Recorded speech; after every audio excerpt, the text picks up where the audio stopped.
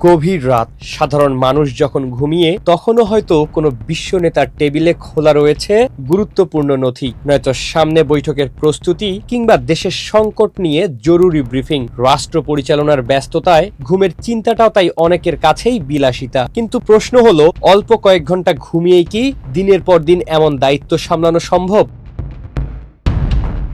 সম্প্রতি জাপানের প্রধানমন্ত্রী সানা তাকাইসির একটি মন্তব্য এই প্রশ্নটিকেই সামনে এনেছে। তিনি জানিয়েছেন, প্রধানমন্ত্রী হওয়ার পর এমনও রাত গেছে যে রাতে এক মুহূর্তও ঘুমাতে পারেননি তিনি। গত জুলাইয়ে টানা 5 ঘন্টা ঘুমানোর সুযোগ পেয়ে সেটাকে প্রায় বিরল ঘটনা হিসেবে উল্লেখ করেন তিনি। সাধারণত তিনি 24 ঘন্টায় মাত্র 0 থেকে 3 ঘন্টা ঘুমানোর সুযোগ পান।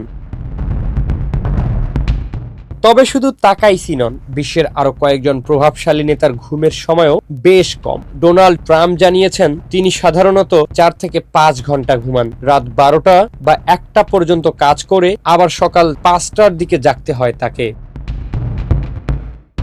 নরেন্দ্র মোদী বলেছেন, তার শারীরিক ঘড়ি এমনভাবে অভ্যস্ত যে 3 থেকে 4 ঘন্টা ঘুমালেই চলে। ইমানুয়েল ম্যাখর ঘুমের সময়ও বিভিন্ন প্রতিবেদনের বরাতে 3 থেকে 4 ঘন্টা বলেই জানা গেছে।